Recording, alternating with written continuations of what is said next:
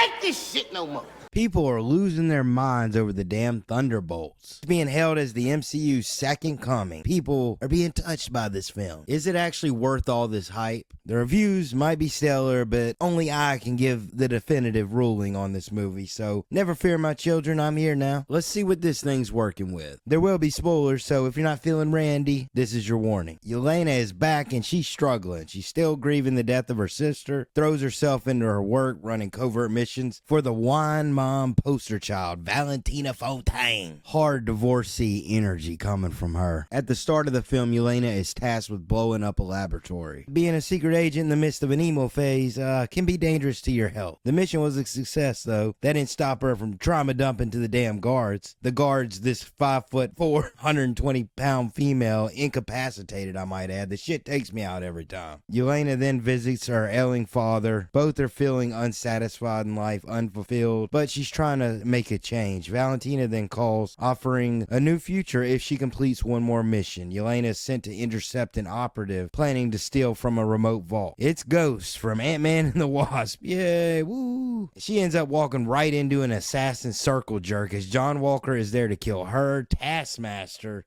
is there to kill John Walker. Ghost is there for Taskmaster. I'm already getting flashbacks. That's my trauma. So here we are. These are our four characters.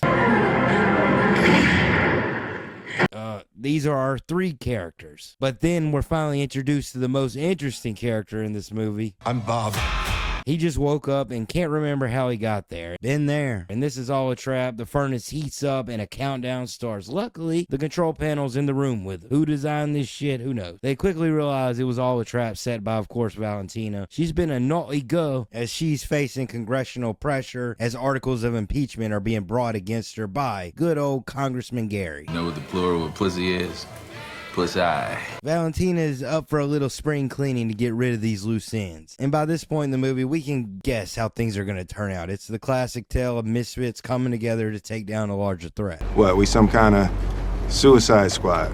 Actually, yes, but that might be a little too on the nose for this group. We've seen this story in the comic book genre, among others. That's not necessarily a problem, but this story comes with a few contrivances, especially when Red Guardian overhears Valentina as she's riding in his limo. Like, come on, dude, there's better ways. After all the knob polishing this movie was getting, I was getting worried deep into the second act. But once they leave the base, the momentum just starts to pick up. The chase through the desert, the best action scene in the movie. Bucky kicks ass like usual. The team then comes together to bring down Valentina. And finally, the movie had some life. But don't get it twisted, Bob is the one. He's a mentally ill addict that Valentina manipulates into doing her dirty work. He's been given a serum 1,000 times stronger than the one Steve Rogers received. Yeah, he's a Superman level badass. I mean, he's actually Marvel Jesus. And good old Valentina's plan comes to fruition as the Thunderbolts arrive to arrest her. And the Sentry is introduced. He straight dog walks the Thunderbolts. They get thrown out like they owed rent. But her plan goes tits up when Sentry refuses to kill them. Valentina built in a failsafe and she hits the kill switch to end this. But she unknowingly unleashes the Void. And man, the visuals are stunning. I feel like Marvel has missed that cool factor recently. The look and presentation of the Void is incredible. I mean, he starts voiding people. It's a striking image. I've been complaining about Marvel not letting heroes be heroes. Well, they let some C-level former villains be heroes at least. They're out here saving people. Yelena walks into the Void, and I finally felt a shred of actually caring. The team goes in, saves Bob from the Void by not fighting. Showing up and being there together defeats the darkness. The messaging comes full circle of not fighting your battles alone. It's simple yet effective. I'm glad there wasn't another generic CG action sequence in the third act. That approach has been overused and taint Black Panther for me. I mean, I was sick of it back then. Instead, we get mind-bending and surreal visuals, and it made this third act feel fresh and interesting. The post-credit scene reveals that the Thunderbolts are the new Avengers. I don't hate this. Doomsday is right around the corner, and we need some narrative through lines going into that film. It could create an interesting conflict between the new Avengers and Sam Wilson's Avengers, if handled correctly. It's a flawed film, though. At times, it feels like they spun a wheel or drew the characters' mental illnesses out of a hat, and the characters never really reconciled with their past past or address the underlying problems. The movie wanted to keep things simple, so the messaging doesn't feel as earnest or organic as I would like, but this is a Disney blockbuster, so I'll give them props for even attempting to dive into some touchy subjects. The character is a bit of a mixed bag. John Walker has incredible potential. Wyatt Russell has an effortless charisma, but once they get over treating him like a joke, he really comes into his own by the end. Ghost, well, the name is fitting. She's window dressing. Yelena is okay. She has the charisma of a doorknob, but she can still be charming. Bucky is the glue holding the MCU together at this point, and Red Guardian is Red Guardian. Thank the sweet baby Jesus for Bob. You're my boy, Bob. He will be back. His story is the highlight for me. The good thing is it's a cohesive film with a purpose. I was wavering in the first half, but the movie finished strong. I enjoyed it even though I had issues with it. And overall, I'm glad fans are loving this, and I can understand why at times it did feel like the classic MCU. Some people might be going a little overboard tonguing this movie down. If it came out in the first couple of phases, it wouldn't be looked at as anything other than just a solid MCU adventure. To be fair, we are still trying to survive the multiverse of matriarchy. Need I remind you? Almost tasted that. Num, eat it up. Go play okay, 3, 2, 1. You know I'm the hottest. You ain't never gotta heat me.